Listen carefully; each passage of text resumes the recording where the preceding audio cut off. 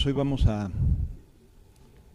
concluir la segunda parte de lo que estuvimos leyendo la semana pasada de Mateo capítulo 25. Nada más a manera de resumen, recordar que Jesús está contestando 3 preguntas que le hacen sus discípulos en una sola pregunta, pero son 3 tópicos distintos. ¿Cuándo sucederán estas cosas? ¿Qué señal habrá de tu venida y del fin del siglo?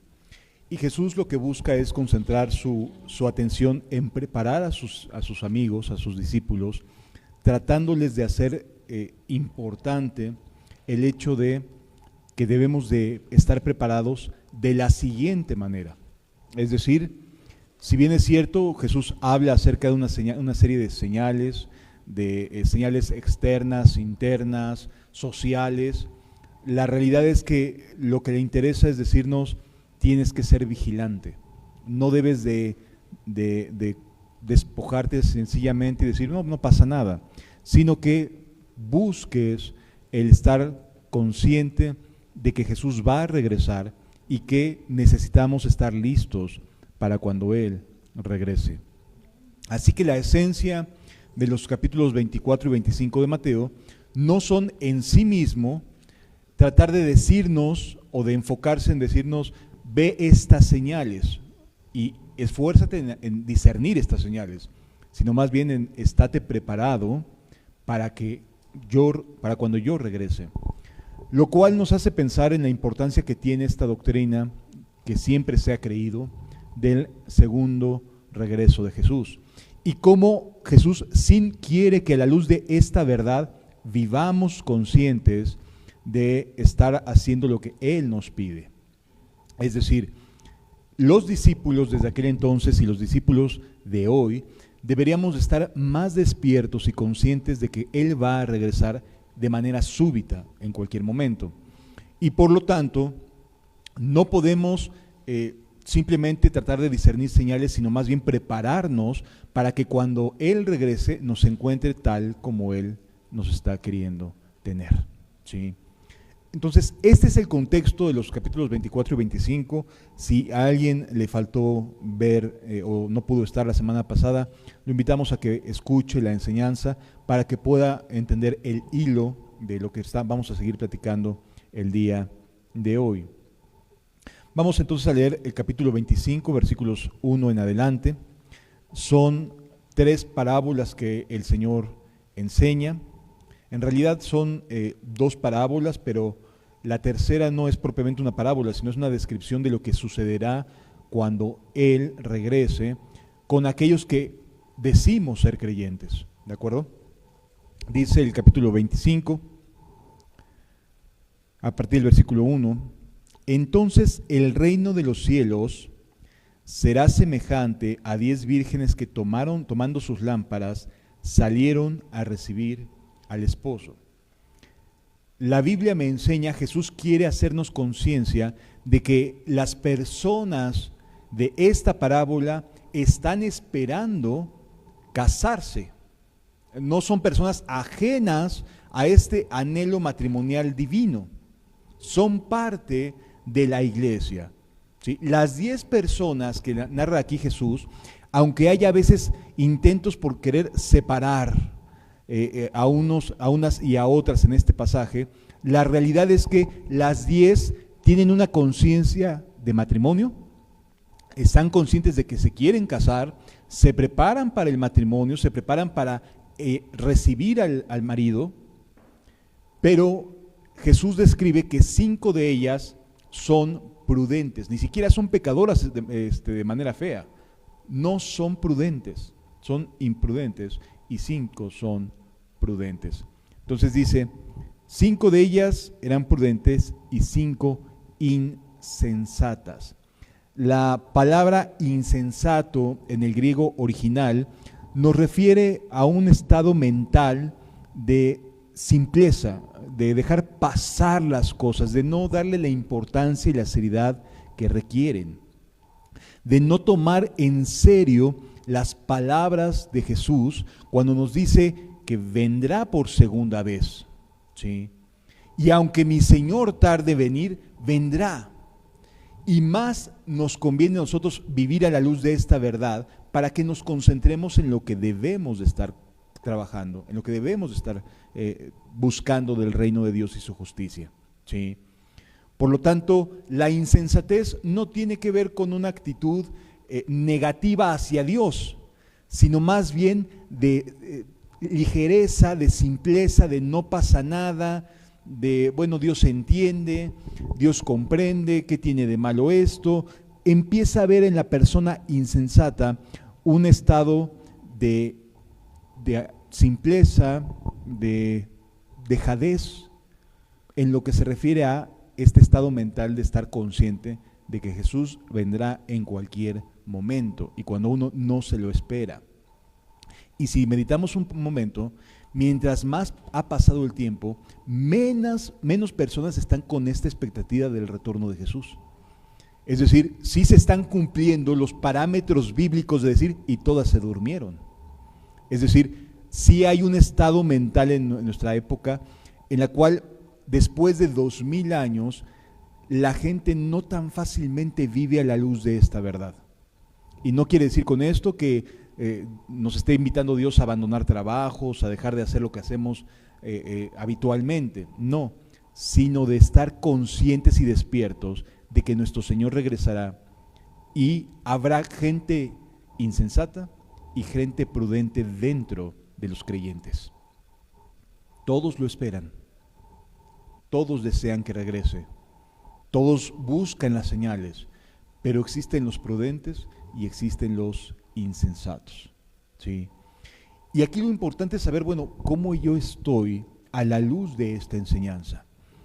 Yo estoy esperando que Jesús regrese, lo anhelo, puedo decir, Maranata, Jesús viene, ven pronto, como el apóstol Pablo termina el libro de Apocalipsis diciendo, sí Señor, ven pronto, amén. O sencillamente vamos saliendo día con día sin estar despiertos a esta verdad de que Jesús habrá de volver de manera que no nos esperemos y en el momento en que no lo contemplemos, vendrá. Por lo tanto, es muy importante comprender que Jesús sabía que el estado de la iglesia a su regreso sería en relación a su regreso, a la doctrina, a la enseñanza de su regreso, estaría muy adormecida. ¿Sí me doy a entender? Estaría muy ajena a ello.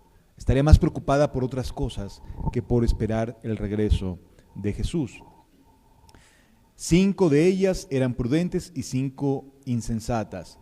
Las insensatas, tomando sus lámparas, no tomaron consigo aceite. ¿Qué significa esta clase de insensatez? Que ellas pensaron que con lo que tenían les alcanzaba. Con lo que tenían ya de aceite, con este nuevo nacimiento, esta vida en Cristo, es suficiente lo que tengo para que me alcance al regreso del esposo. Hay que ir llevando la vida de a poco, ahí como vamos viendo y saliendo, y entonces la imprudencia de estas mujeres tiene que ver con el que no se prepararon. No que no estuvieran en Cristo, no se prepararon para recibir a Cristo. Y lo que desea el Señor entre nosotros como iglesia es prepararnos para recibir a Cristo, ¿sí?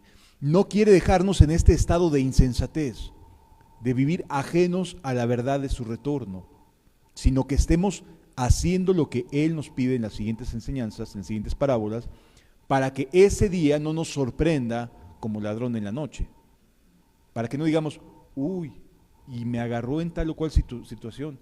Yo que me estaba entibiando, yo que estaba dejando ir las cosas, yo que ya estaba empezando a aceptar cosas del mundo y pecaminosas y etcétera, etcétera. No, sino que nos encuentre tal como Él desea a cada uno de nosotros.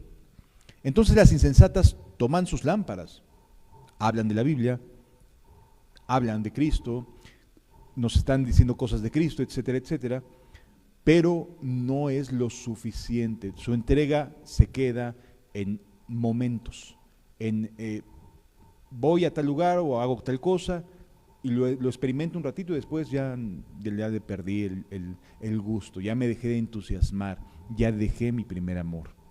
¿Sí? Versículo 4. Mas las prudentes tomaron aceite en sus vasijas juntamente con sus lámparas. Jesús habla de personas prudentes, aunque sabían lo mismo que las insensatas, tenían el mismo conocimiento, pero sí se prepararon, sí estaban conscientes de decir, mi Señor va a venir y puede tardar, por lo tanto me voy a preparar como si fuera a tardar, no como si fuera a venir de manera inmediata y que me agarre listo, ¿no? No, sino como quien va a tardar y por cuanto va a tardar, luego entonces me preparo a la larga, no en corto plazo, sino me preparo para a lo mejor verlo, sea por muerte o sea porque regrese. Me voy a preparar para verlo, sea que regrese o sea que me alcance la muerte y pase la eternidad a su lado. Me voy a preparar a la larga. No buscaban cosas inmediatas, cortas. Y por el contrario, este mundo lo que hace es querer todo de manera inmediata, ¿no? Sin embargo, Jesús lo que quiere es que pensemos prudentemente en decir, mejor piensa en que vas a morir o que el Señor vendrá, pero prepárate a la larga. No estés pensando en tu mente, con esto me alcanza. Si agarro este vaso de agua, con esto es suficiente para todo el día. No, prepárate para todo lo que te falta de vida. Aunque el Señor regrese, y si el Señor regresa, bendito sea su nombre, me halló haciendo lo que Él quería. Y si regresa después, cerca de mi muerte, bendito sea su nombre. Y si no regresa en mi época de vida, bendito sea su nombre, yo viví como si Él fuera a regresar de manera inmediata en esta generación. ¿Sí me doy a entender? El tema aquí es que Jesús quiere que nos mentalicemos de esa manera, que vivamos a la luz de su regreso. Y entonces dice el siguiente pasaje, y tardándose el esposo, cabecearon todas y se durmieron. Después de 2000 años, la mayoría podemos decir que estamos adormecidos al respecto. Y a medianoche, en el momento más oscuro, a medianoche, se oyó un clamor. Aquí viene el esposo, salid a recibirle. Entonces todas aquellas vírgenes se levantaron. Yo me voy, yo ya voy al matrimonio, pero se encontraron con una realidad inesperada. Las 5 insensatas encontraron que sus lámparas se habían extinguido. Ya no tenían fervor, ya no estaban preparadas. No que no estuvieran en un principio, sino que en este instante ya no estaban preparadas. Y arreglaron sus lámparas, y las insensatas dijeron a las prudentes, dadnos de vuestro aceite, porque nuestras lámparas se apagan. Una de las cosas que sucede con mucha frecuencia es que cuando alguien se está apagando, espera que los demás hagan su trabajo. Cuando alguien se está apagando, espera que los demás les ayuden en sus necesidades, en la fe, en ir hacia adelante. Oye, es que nunca viniste a hablar conmigo, es que no me exhortaste, es que no me cuidabas. Siempre esperan lo que no hicieron ellos de cuidarse en Cristo, esperan que los demás los cuiden, estén al pendiente y al tanto de ellos. ¿Sí? Entonces, las insensatas lo que hacen es decir, ay, estas mala onda no nos quieren dar de su aceite. Y eso que se dicen ser vírgenes que están listas para el desposorio, y eso que se dicen cristianos, y eso que se supone que deben de amar, y empiezan a esperar de los demás porque no se prepararon de manera individual para regresar, para el regreso de su marido. ¿Sí lo entendemos? De ahí vienen las quejas, de ahí vienen las murmuraciones, de ahí vienen las insatisfacciones. Dios no deja a nadie sin estar lleno cuando se está en Él. Pero cuando no se está en Él, las personas esperan que otras personas llenen ese hueco. Y es muy triste, porque ningún ser humano va a llenar el hueco que solo Dios puede llenar. Y solo Dios puede satisfacernos. Él es el que vino a darnos vida y vida en abundancia. No hay un hombre en esta tierra que pueda sustituir lo que Cristo vino a hacer por cada uno de nosotros. Su amor, su paz, su paciencia, su benignidad, su bondad, su fe en nosotros es obra del Espíritu y de que nos estamos relacionando con Él, como lo vamos a ver en un momento más. Así que, dice más, las prudentes respondieron diciendo, para que no nos falte a nosotras, perdón, pero sí me preparé, perdóname, pero sí estoy listo para irme, discúlpame, pero te voy a tener que decir, no puedo darte.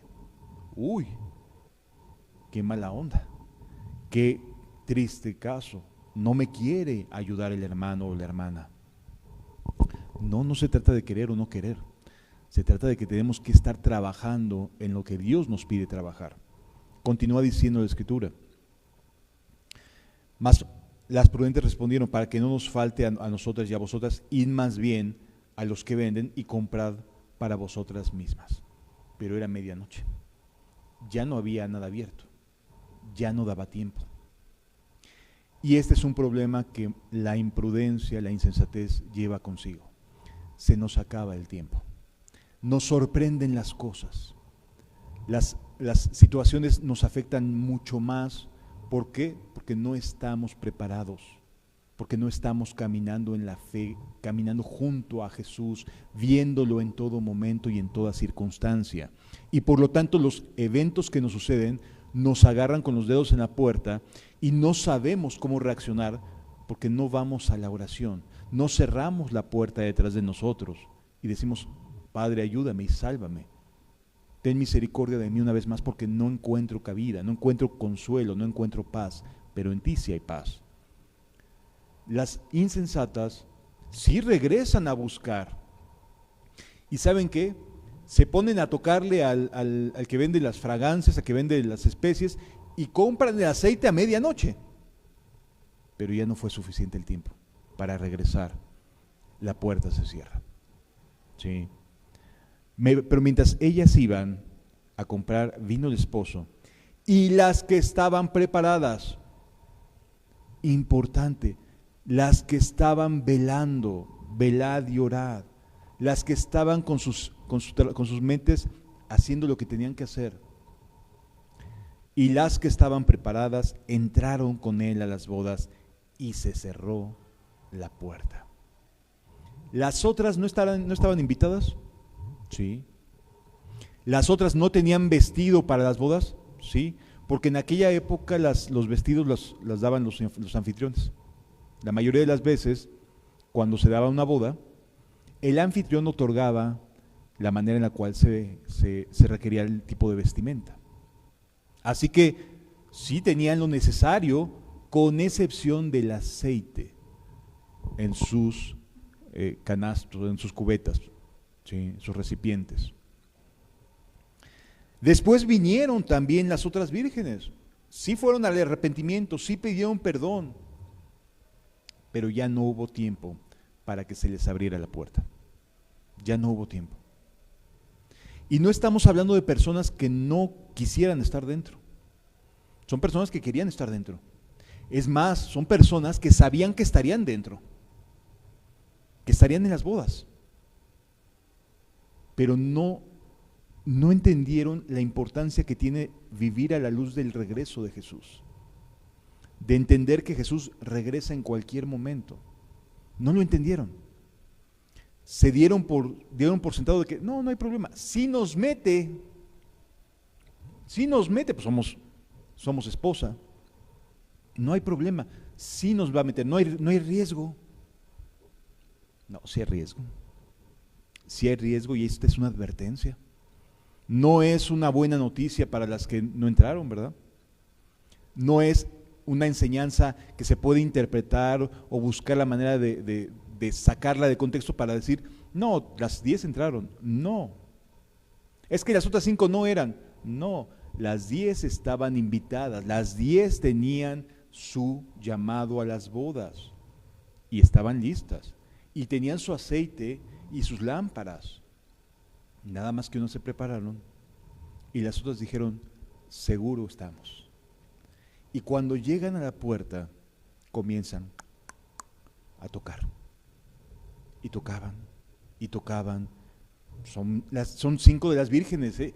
El esposo se iba a casar con todas y estaban tocando la puerta. Y dice la Biblia, después vinieron también las otras vírgenes diciendo, Señor, Señor, ábrenos. Yo soy escogida, yo soy alguien que tiene que estar dentro. Tú me diste la vida, tú me diste mi vestidura para las bodas, tú lo hiciste. ¿Cómo me vas a impedir que entre?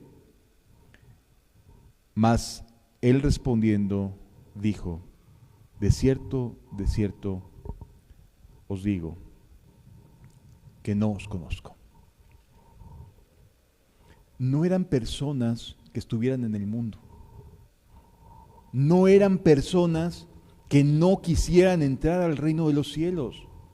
Eran personas que estaban listas, pero se tardó el Señor y entonces su mente se empezó a cambiar. Estaban listas y no entraron. ¿Cuál es la razón? No os conozco. Velad, dice Jesús. Lo está diciendo Cristo, no es una interpretación. Velad, pues no sabéis el día ni la hora en que el Hijo del Hombre ha de venir. Pero vendrá. Vendrá por ti. Si estamos listos en lo que a continuación vamos a estar leyendo. ¿Sí? Continúa la plática de Jesús con sus discípulos. Solo están sus discípulos, están en el Monte de los Olivos. Son los discípulos de Jesús los que se acercaron a preguntar. Este es un diálogo entre Jesús y sus discípulos. Es algo íntimo, ¿sí? Es algo muy cercano a ellos. Porque el reino de los cielos es como un hombre que yéndose lejos, otra vez entendamos, Jesús sabía que se iría y que tardaría. Yéndose lejos, llamó a sus siervos y les entregó sus bienes. No son los dueños, administran los bienes del Señor. Ninguno de nosotros, ningún pastor, ningún líder, ninguno como se quiera poner de título, somos dueños de nada. Solo administramos las verdades del Evangelio. Solo compartimos las verdades del Evangelio. ¿Sí? Y entonces Jesús dice, les deja sus bienes. A uno dio 5 talentos. Un talento equivale como a 27,000 piezas de plata. Es una muy buena feria, muy buena lana. ¿Sí? Y tenía que administrar una cantidad muy grande de recursos. ¿Ok? Y a otro 2 talentos. Y a otro 1. Y luego agrega, a cada uno conforme a su capacidad. Y luego se fue lejos. Y esto es bien interesante porque normalmente tenemos esta idea de, es que yo quiero ser como el líder y así, yo quiero ser pastor, y nos vemos hacia arriba, como si se tratara de que estos lugares son los mejores. No, créanme que ser líder en la fe con Cristo es algo sumamente desafiante, sumamente complicado. Es un reto. No se trata de estar en un lugar y decirse, creer algo. No, se trata de servir, de tratar de hacer el mayor bien posible. Y entonces, hoy en día la mayoría de la gente vive con esta titulitis, ¿no? ¿Y tú qué eres? ¿Y tú de qué denominación? ¿Y tú cómo te clasificas? Y se la viven en un ambiente, en una discusión banal, porque no tiene que ver con esto, no tiene que ver con títulos, no tiene que ver con denominaciones, no tiene que ver con qué piensa uno u otro, tiene que ver con lo que a continuación vamos a leer. A cada uno les dio para administrar sus bienes y se fue lejos. Y el que había recibido 5 talentos fue y negoció. Se puso a trabajar. No se esperó a que le dieran la orden. No se esperó a que algo sucediera para decir, bueno, si sucede esto, entonces sí me animo. Señor, si tú me confirmas, entonces sí voy a trabajar en el reino. Es que si tú haces esto, entonces yo voy a entender que sí quieres que haga tal o cual cosa para tu gloria. No, sino que se dio por entendido que su labor era ¿cuál? Ir y negociar, poner a trabajar lo que había recibido. Y se fue y negoció. Y la consecuencia de este trabajo que hizo no es meterlo en el reino de los cielos, es que es un trabajo, es una responsabilidad. Y lo veían así estos siervos. Dice, y el que había recibido 5 talentos fue y negoció con ellos y ganó otros 5 talentos. O sea, se puso a trabajar. El resultado de este trabajo, ¿cuál fue?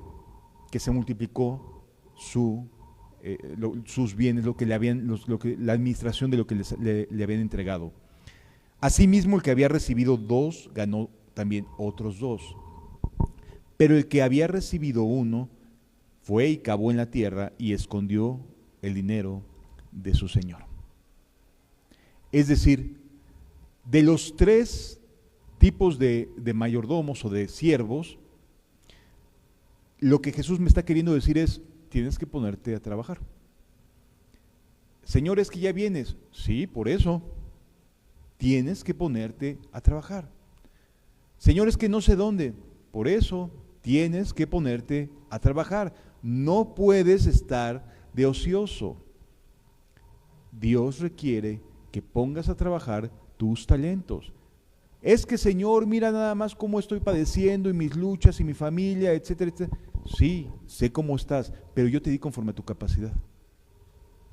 No te estoy pidiendo cosas que no puedas hacer, ¿eh? Es conforme a tu capacidad. Al que le pide más, le dio más, le va a demandar más. Pero a cada uno conforme a la capacidad.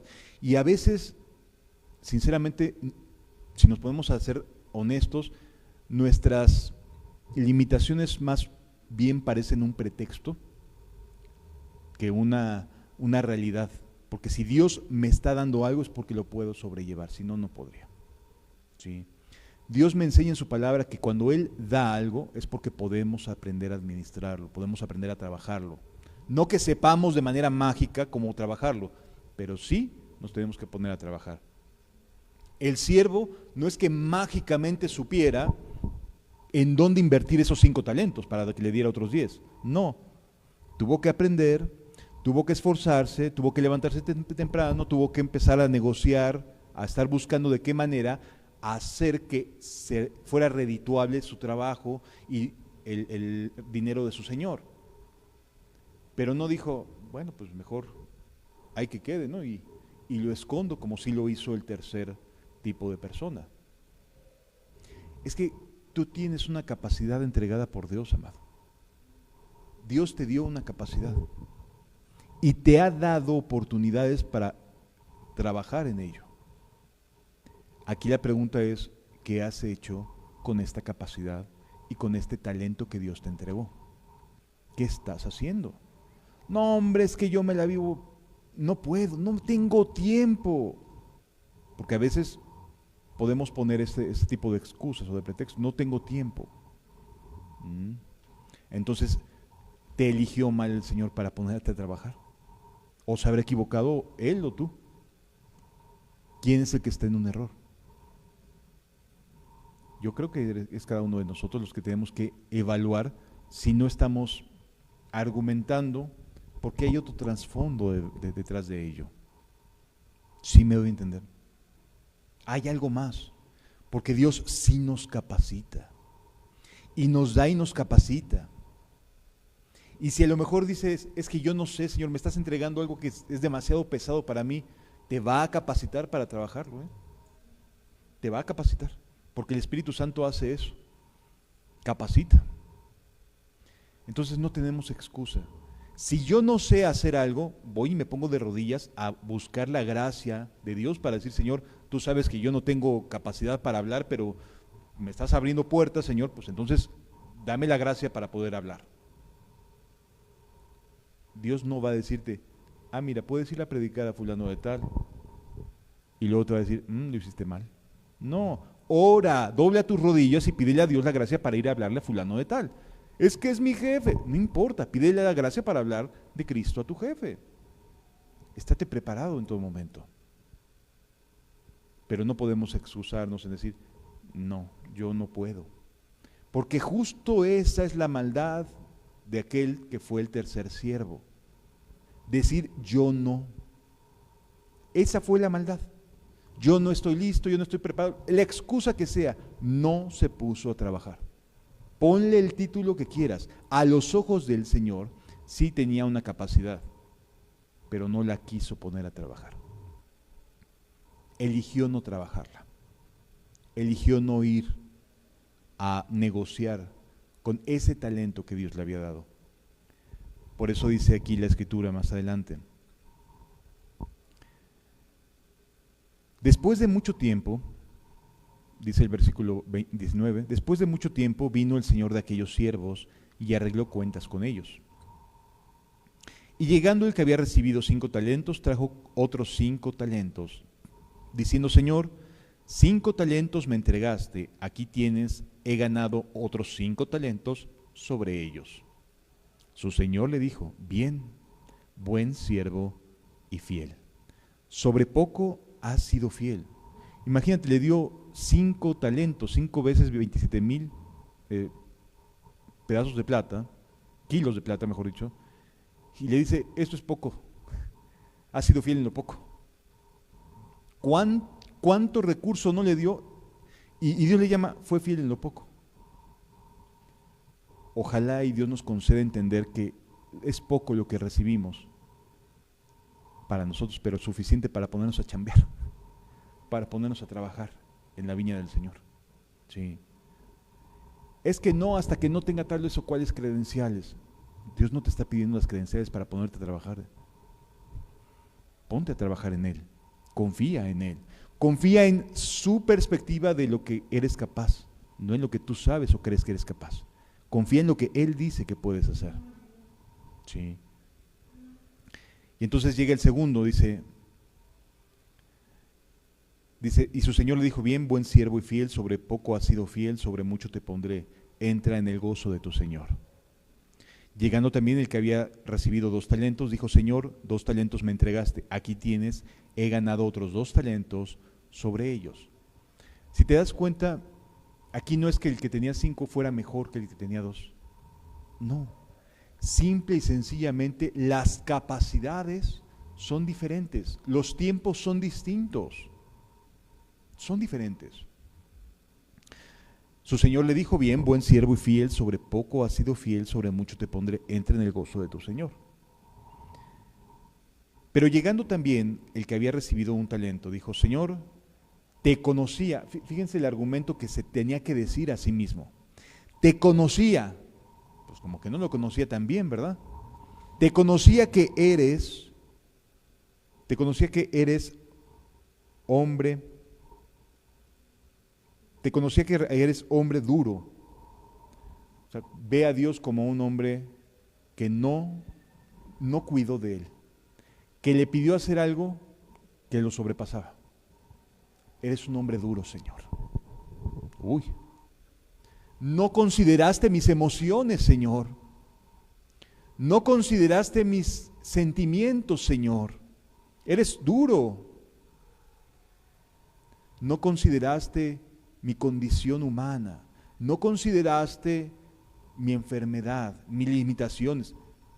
Y podemos decirle muchas cosas hacia Dios y llamarle duro, cuando en realidad Él no es duro. Nos está dando conforme a nuestra capacidad. Señor, te conocía que eres hombre duro, que ciegas donde no sembraste. Es decir, que obra o opera de manera tal que Él puede hacer lo que quiera, y esto tiene que ver con esta concepción a veces de Dios de, Él puede hacer lo que quiera, por eso no trabajo, por eso no me pongo a hacer la voluntad de Dios, porque Él es todopoderoso. No, Señor, tú recoges donde no sembraste, donde no trabajaste, que sigas donde no sembraste y recoges donde no esparciste. La perspectiva de este hombre de Dios, su idea de su Señor, es de que Él es duro y que dentro de todo su poder, su capacidad, su omnipotencia, su omnisciencia, Él podría hacer lo que quisiera. ¡Qué temor, qué miedo! Bueno, si de verdad lo creyeras, ¿te pondrías a chambear en lo que te pidió? Si de verdad pensaras que es así, no te esconderías para trabajar. Sin embargo, sus argumentos dentro de su cabecita era decir, es duro, hay que tenerle temor porque ¿qué tal si fallo? A ver, él sabe que vamos a fallar, que no nos van a salir las cosas a la primera, que nos va a costar trabajo, que vamos a requerir de esfuerzo, de noches en vela, de noches de estudio, de estar padeciendo para poder lograr negociar lo que nos ha concedido. Él lo sabe, sabe que nuestras palabras no siempre van a ser atinadas. Él sabe que nuestra manera de comunicar a veces las cosas es muy limitada, es muy torpe, muy áspera. Lo sabe, pero te dice, hazlo, hazlo. No, hombre, es que eres duro, Señor. Si tú eres soberano. Y a veces esta idea de soberanía, de que recoge donde no sembró y ciega donde no esparció, limita a la gente. A ver, sí, Dios es soberano, amén, pero me está mandando a trabajar. Me está confiando parte pequeña, porque dice, en lo poco has sido fiel. Me está concediendo pequeñas cosas sobre las cuales trabajar. Y si no soy fiel, entonces ¿con qué voy a ser fiel? Si en lo poco, si en lo que me ha dado no soy congruente, no estoy siendo leal, entonces ¿qué puedo esperar hacer? ¿Qué es lo que traigo en mi cabeza que no hago lo que me pide hacer por colocarme como si fuera víctima? Sé que eres duro. No, mis amados. Fíjense la respuesta que les da Dios, que le da Dios a este hombre. Versículo 25 dice, por lo cual tuve miedo y fui y escondí tu talento en la tierra.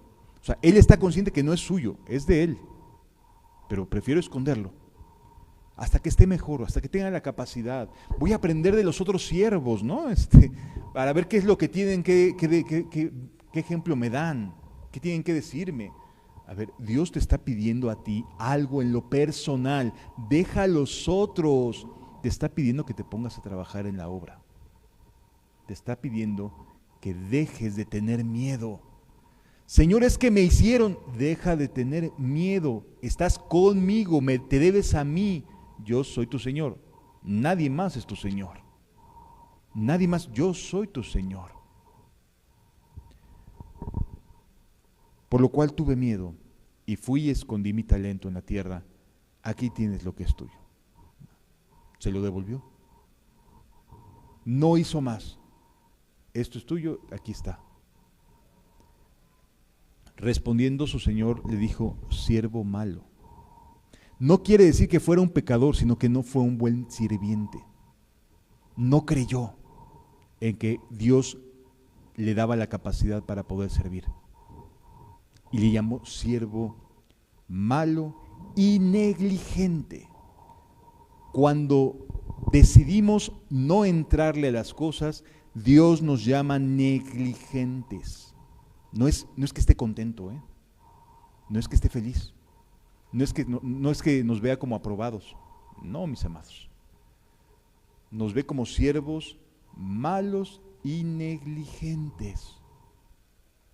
La negligencia es parte de la maldad porque no se está confiando en su criterio, en lo que Él puso originalmente en nuestros corazones a hacer. No se está confiando en Él. Así que, si nos damos cuenta, Jesús nos pone a trabajar, aunque todavía no regrese, se va lejos, y nos capacita y nos da la capacidad para poder trabajar. Y nos dice, ¿sabes qué? Si eres capaz, o si eras capaz de irte a una fiesta a las 10 de la noche, a las 9 de la noche, ¿por qué no te pones en ese momento a orar? ¿Por qué no haces algo para poder ganar almas? ¿Por qué no ¿por qué no utilizas la misma creatividad que decidías hacer para poder ir y venir y llegar a tal lugar, y etcétera, etcétera? O sea, ¿por qué no utilizas esa misma audacia que tenías para lo malo, ahora para lo bueno? ¿Por qué hoy pones excusas? Vemos que el siervo malo es, y su característica es que es negligente. Le dice Dios, respondiendo su Señor, le dijo, siervo malo y negligente, ¿sabías que ciego donde no sembré? ¿Sabías que soy soberano, que soy Señor? ¿Lo sabías? Dice, ¿sabías que ciego donde no sembré y que recojo donde no esparcí? Por tanto, si sabías que Dios es soberano y crees que Dios hace todas las cosas, etcétera, pues con mayor razón deberías de ponerte a trabajar en Él, si realmente lo creyeras. Pero por cuanto nada más es una excusa, este temor, porque es una excusa para no ponerse a trabajar, sí, mejor lo escondo. Por tanto, deberías de haber dado mi dinero a los banqueros. A ver, si lo mínimo que podías hacer es poner a trabajar con otras personas tus dones o apoyar, ¿no? Si como mínimo era lo que podías hacer, eso hubiera sido lo mínimo que esperaba Dios de alguien que tuviera su corazón en Él. Era lo mínimo. Lo hubieras dado a los banqueros. Y al venir yo hubiera recibido lo que es mío con los intereses. ¿Cuál es la consecuencia? Los 3 eran siervos, al igual que las 10 eran vírgenes. Este siervo que no se puso a trabajar, basado en el miedo, que su señor era duro, lo que hizo fue quitarle pues el talento. Le retira el talento, le retira esa posibilidad de servicio y dárselo a otro. Quitarle pues el talento y darlo al que tiene 10 talentos. Y agrega versículo 29, porque al que tiene, no tiene que ver con riqueza, sino el que tiene este amor al servicio, el que tiene esta fidelidad, el que tiene esta prudencia, el que tiene, le será dado. Y tendrá más. Y el que no tiene, aquel que se dice a sí mismo, dice, no, pues Dios me entiende, Dios me conoce, sabe que no puedo, sabe que soy débil. Y que no se puso a trabajar en la misericordia y en la gracia que Dios le ha dado. Y el que no tiene, le será quitado. Le será quitado. Dios sí quita las cosas. Sí quita las cosas porque no se tuvo la fe para creerle a Él. Para creer que Él nos estaba pidiendo ir a más. Sí lo alcanzamos a entender, amados. Le quita el talento. Y luego, y al siervo inútil, ya le llamó ¿cómo? Inútil. No tuvo utilidad. No porque no tuviera la capacidad, sino porque no quiso confiar. No quiso creer. Eligió no creer en el amor y en el que Dios sí lo veía capaz. Y al siervo inútil echarle en las tinieblas de afuera. Allí será el lloro y el crujir de dientes. ¿Por qué va a ser un lloro para la persona que, teniendo la oportunidad, decidió no ponerse a trabajar? Porque se va a acordar de que tuvo la oportunidad. Hay personas hoy en día que viven ajenas a la vida de Dios. Y Dios nos quiere para transformar, para hacer el bien a otras personas. Y si no queremos hacerlo por los argumentos que nos digamos en nuestra mente, como ahorita vamos a ver, vamos a ser inútiles. Nos vamos a quedar sentaditos sin hacer nada con nuestra vida de fe. Sí lo entendemos, amados. Allí será el lloro y crujir de dientes. ¿Eran siervos los 3? ¿Las 10 eran vírgenes? Sí. Pero definitivamente la manera en la que actuamos en relación con Dios y con su verdad de que Él habrá de regresar puede influirnos mucho. Versículo 31, por favor. Esta ya no es una parábola, Dice, cuando el Hijo del Hombre venga en su gloria, porque vendrá, cuando el Hijo del Hombre venga en su gloria y todos los santos ángeles con él, o sea, imagínate Jesús en su gloria y todos los testigos, los ángeles con él, entonces se sentará en su trono de gloria y va a llamar a los suyos, va a llamarte. Y serán reunidas delante de él todas las naciones, los chinos cristianos, los rusos cristianos, los de Angola, los brasileños, los uruguayos, de todas las naciones, todos los que nos decimos creyentes, todos, serán reunidas las naciones y apartará unos de los otros, como aparta el pastor las ovejas de los cabritos.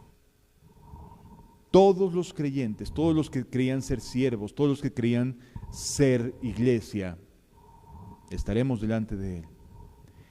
¿Qué es lo que va a suceder? Bueno, pues todos pensaremos que estamos ya del otro lado, porque todos confiamos en Jesús, porque todos creemos que murió por nuestros pecados. Bien, pero no todos se pusieron a trabajar con eso que habían recibido de gracia. Dice la Escritura, entonces el rey dirá a los de su derecha, venid, benditos de mi Padre, heredad del reino preparado para vosotros desde la fundación del mundo. ¿Por qué? Porque tuve hambre y me diste de comer. No, pues es que no es por obras, ¿no? Ya sabemos que no. Estos no están obrando, sino más bien están dando gracias a través de sus acciones a Cristo. ¿Sí? Tuve hambre, yo Cristo tuve hambre y me diste de comer. Tuve sed y me diste de beber. Fui forastero y me recogisteis. Estuve desnudo y me cubristeis. Enfermo y me visitasteis, en la cárcel y vinisteis a mí. Entonces los justos le responderán diciendo, Señor, ¿cuándo te vimos hambriento y te sustentamos? ¿O sediento y te dimos de beber? ¿Cuándo te vimos forastero y te recogimos? ¿O desnudo y te cubrimos? ¿O cuándo te vimos enfermo o en la cárcel y vinimos a ti? Y respondiendo el rey les dirá, de cierto os digo, que en cuanto lo hicisteis a uno de estos mis hermanos más pequeños, a mí me lo hicisteis. ¿Qué significa esto? Todos tienen su propia idea de que nos estamos relacionando con Dios, con palomita, ¿no? Ok. Pero ¿sabes que relacionarte con Dios da como resultado amar al prójimo? ¿Amar a tu hermano? El resultado verdadero de estar en Cristo no es toda la Biblia que te sepas de memoria. No es que sepamos teología sistemática, hermenéutica, apologética, no tiene que ver con eso. El verdadero sentido que hace diferencia entre ser y no ser creyente, entre ser oveja o ser cabrito, es cómo tratamos a nuestro prójimo. ¿Qué opinamos de nuestro prójimo? ¿Cómo lo amamos a nuestro prójimo? ¿Por qué? Porque para el justo, Jesús está en cada uno de sus hermanos. Y es lo que quiere que pongamos atención. Oye, ¿estás tratando a tu hermano, tu hermana, como si estuvieras viendo a Jesús? ¿Así tratarías a Jesús si lo vieras en persona? Tuvo hambre, le diste de comer. Tuvo sed, le diste de beber. Porque no estás viendo a la persona per se, sino estás pensando en Jesús, en que estás amando a Jesús, en que es Jesús el que te lo está pidiendo.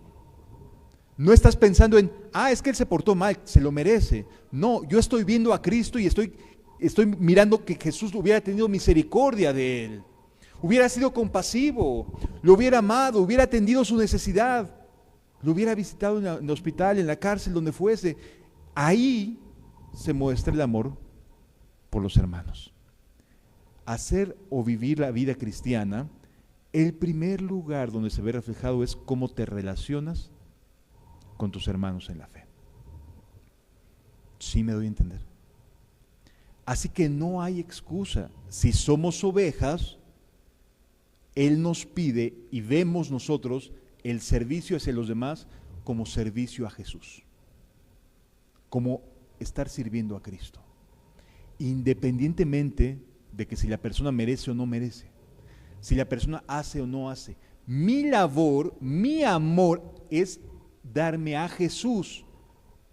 Pero bueno, es que es muy fácil hablar de Jesús teóricamente, ¿no? Es muy fácil decir, estoy aprendiendo acerca de hermenéutica, teología, etcétera. Es muy fácil, eso de verdad es bien sencillo. Cualquiera lo puede hacer. Un maestro de filosofía se avienta la Biblia, a veces hasta varias veces. Y no quiere decir con eso que ame a su prójimo, que ame a su hermano. Tuve hambre y me diste de comer. Porque los hermanos en ocasiones van a padecer hambre. Tuve sed y me diste de beber. Le vas a dar un vaso de agua a tu hermano, porque a veces va a tener sed y a veces serás tú el que tenga sed. Y te van a dar de beber y van a ver a Jesús en ti. En los justos ven a Jesús en cada uno de nosotros. No estamos viendo si me cae bien o me cae mal, si me agrada cómo me trata o no me agrada cómo me trata, si me habla muy golpeado o no. No tiene que ver con eso. Tiene que ver con el hacerle bien porque Jesús está ahí. Porque Jesús está creciendo en su corazón. Porque lo está amando. Así que el justo no es justo por lo que sabe, no es justo por lo que dice hacer, sino es justo por el amor que muestra para con sus hermanos en la fe. ¿Sí me doy a entender? Una oveja cuida de los suyos también. Una oveja cuida de los suyos también. No solamente es labor del que está al frente. El que es oveja ve a Jesús en cada uno de sus hermanos y lo cuida. Y dice, mi hermano necesita ayuda. Mi hermano necesita restauración. Mi hermano necesita exhortación. Mi hermano necesita... Y no se va a limitar, va a buscar hacerle bien siempre. El que ama es justo, porque Él es justo. Sí. Así que los justos dicen, ¿y cuando te vimos enfermo en la cárcel y te vinimos a ti? Y respondiendo el rey les dirá, de cierto os digo que en cuanto lo hicisteis a uno de mis hermanos más pequeños, a mí me lo hiciste. Versículo 41. Entonces dirá también a los de su izquierda, apartaos de mí, malditos. Los está maldiciendo Jesús. Sí, ese mismo Jesús que venimos a cantarle, ese mismo Jesús al cual levantamos nuestra oración, ese mismo Jesús nos puede maldecir. ¿Cómo? Pues si murió por mí. Sí, pero murió para que tuvieras propósito en la vida, no para que te hicieras pato y te fueras y te sentaras en un lugar y no hicieras nada más. Murió por darte un propósito en la vida. Sí. Malditos al fuego eterno preparado para el diablo y sus ángeles. Particularmente aquí, Jesús manda a estos que no quisieron amar al mismo nivel que el diablo y sus ángeles. Porque el diablo, ¿qué quería hacer? Parecer ser igual a Dios, ¿no? Quería autoridad, quería ser reconocido, quería que los demás lo vieran y dijeran, oh, mira, es él el querubín grande. Eso quería Satanás. Y convenció a sus ángeles de que eran especiales, de que eran únicos, de que tenían sus particularidades, que Dios los había dotado con ciertos dones, ciertas capacidades, y por lo tanto el resto debía de entenderlos y servirlos a ellos. No, mis amados, no es así. El lugar preparado para Satanás y sus ángeles es porque allí van los que no quisieron servir a Dios. Satanás y sus ángeles no quisieron servir a Dios, se rebelaron. Es el mismo lugar al que irán los cabritos aquel día, porque no quisieron amar, no quisieron amar, no quisieron ver a Jesús en la vida de las personas, no quisieron verlo. Su lugar es con el diablo y sus ángeles y sus huestes. con el diablo y sus ángeles, porque tuve hambre, y sí viste que tenía hambre, y me diste la espalda. Tuve sed, y no me diste de beber. Fui forastero, y no me recogisteis. Estuve desnudo, y no me cubristeis, enfermo y en la cárcel, y no me visitasteis. ¿Dónde está la diferencia? En cómo tratamos a nuestros prójimos, en cómo amamos a los demás. Podemos decir estar en la verdad y tener sana doctrina, y podemos estar bien agradecidos porque Dios nos habla de muchas maneras, tiene misericordia de nosotros, podemos decir un montón de cosas. La realidad es cómo amamos a los demás, si realmente estamos sirviendo a Dios o no. ¿Sí? A lo mejor no tienes 5 talentos, pero sí puedes ir a una cárcel. A lo mejor no tienes 2 talentos, pero sí puedes darle un vaso de agua a tu hermano que lo necesita. Sí me doy a entender, amados. Dios quiere que nos pongamos a trabajar. Y ese trabajo y esa labor se ve reflejada también hacia los que nos rodean, hacia nuestros hermanos en la fe. Entonces responderán diciendo, también ellos responderán diciendo, Señor, ¿cuándo te vimos hambriento? No, hombre, si estaba lleno de hipócritas.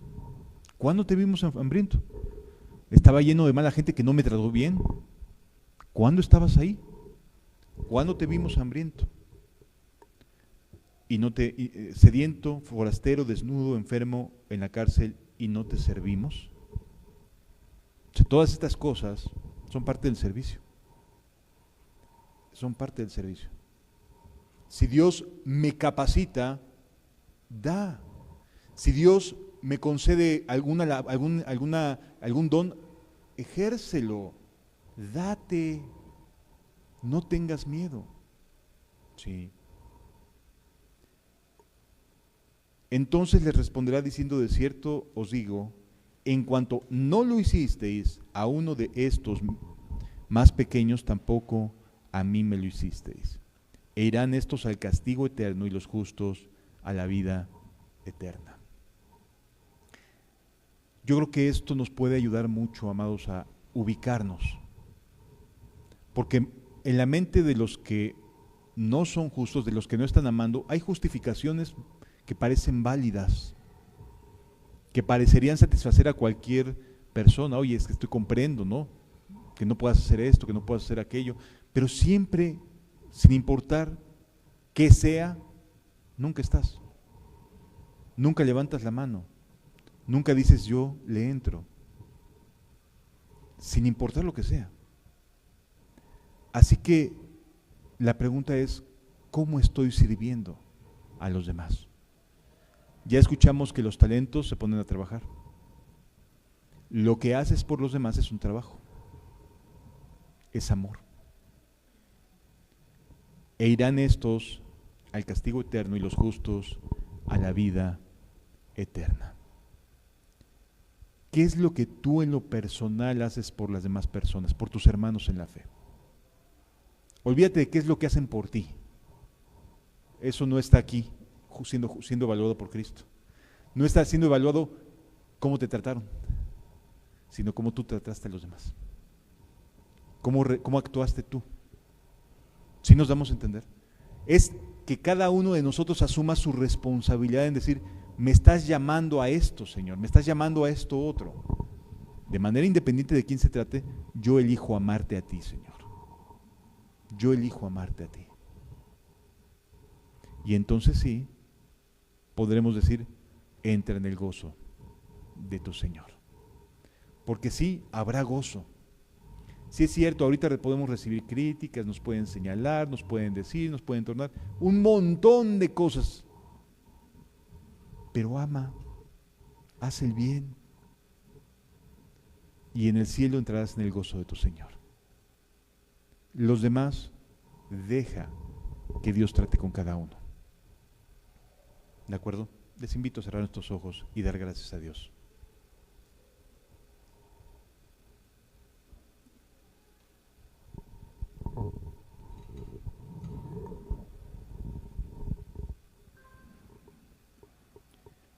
Gracias, amado Jesús.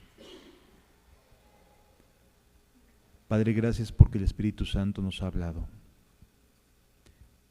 Gracias porque entendemos que no podemos poner excusas, Señor. Entendemos que tu regreso puede ser en cualquier momento y que nos quieres trabajando en los talentos que nos has dado y amando a los nuestros, a nuestros hermanos en la fe. Sin excusas, sin pretextos, sino viéndote a ti, Señor, poniendo nuestra mirada en el autor y consumador de nuestra fe. Padre, te ruego que cada uno de nosotros tengamos la sinceridad para evaluarnos, para considerar nuestros caminos, Señor, para considerar si en otros momentos hemos sido injustos en tratar mal a nuestros hermanos.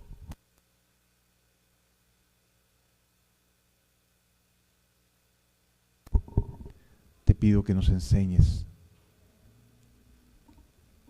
que nos redargullas inclusive, Señor.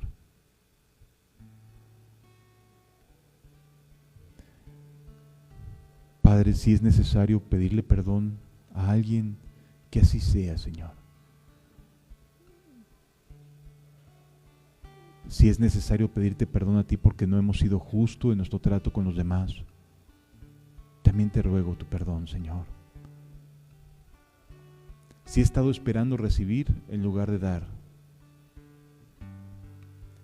entonces ayúdame a cambiar. Ayúdame a que las cosas sean diferentes, Señor.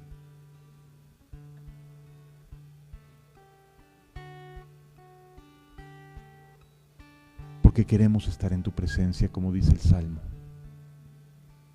Señor, ¿quién entrará? ¿Quién habitará en tu tabernáculo? Aquí están los que van a habitar en tu tabernáculo, Señor. El que trata bien a su prójimo, el que ama, el que trabaja para tu gloria y tu honra, Señor.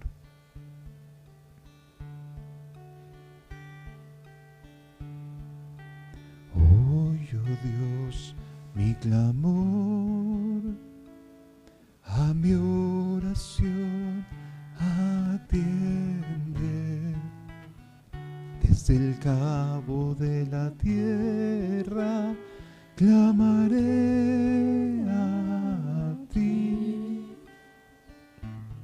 Cuando mi corazón desmaye, llévame a la roca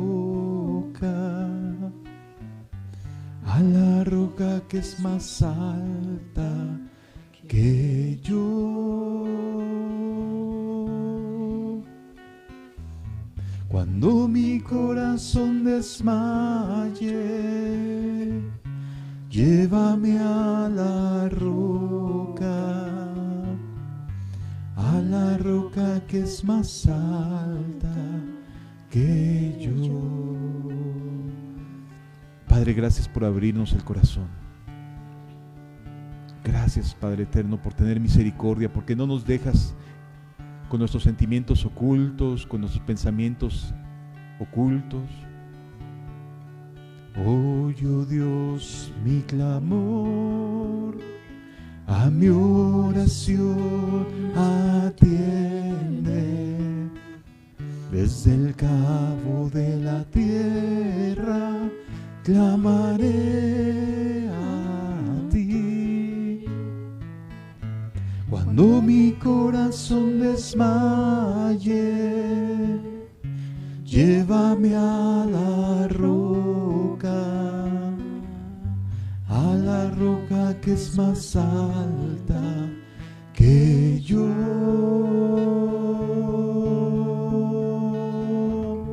Cuando mi corazón desmaye, llévame a la roca que es más alta que yo.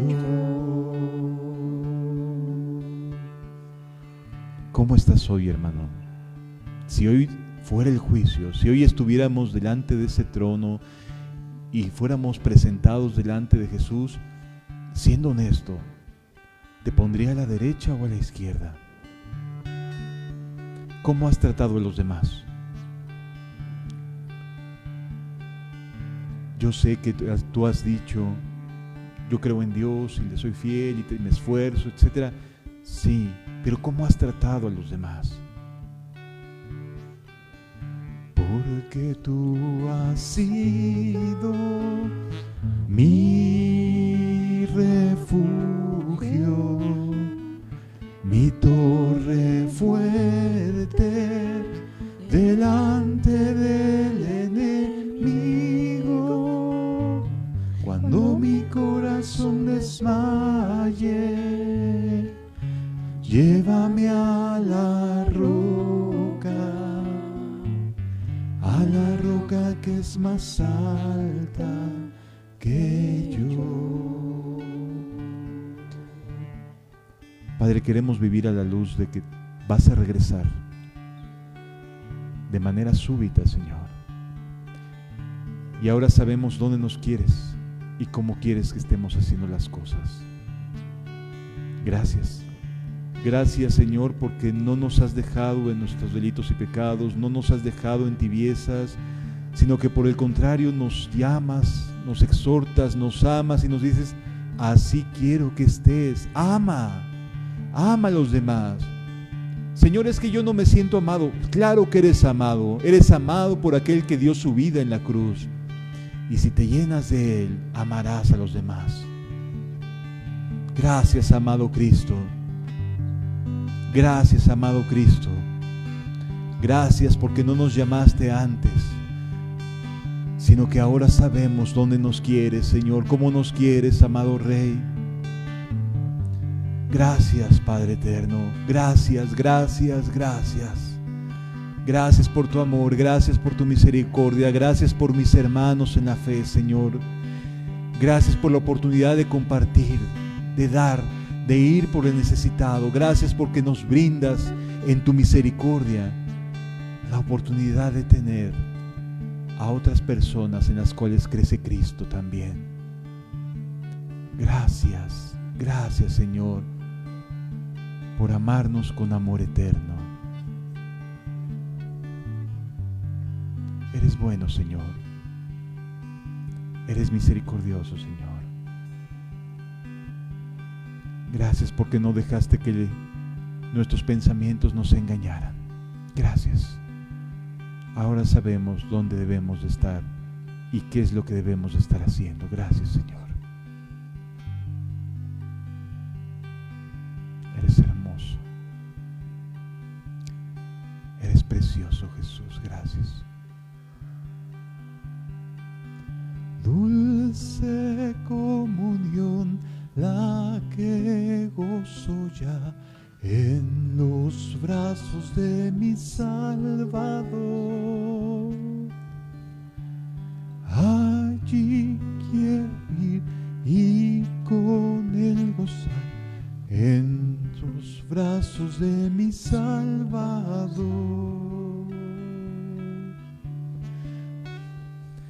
Libre, salvo del pecado y del temor, libre, salvo en los brazos de mi Salvador. Gracias por mis hermanos. Cuán dulce es vivir, cuán dulce es gozar en los brazos de mi Salvador. Allí quiero ir y con él morar, siendo objeto de su tierno amor. No hay que temer ni que desconfiar en los brazos de mi Salvador. Por su gran poder él me guardará de los lazos del engañador. Y lo está haciendo. ¿Te das cuenta cómo lo está haciendo? Instruyéndonos, ubicándonos. Libre, salvo del pecado y del temor. Libre, salvo en los brazos de mi Salvador. Padre, gracias. Gracias por preparar nuestros corazones. En el nombre de Jesús, gracias. Amén.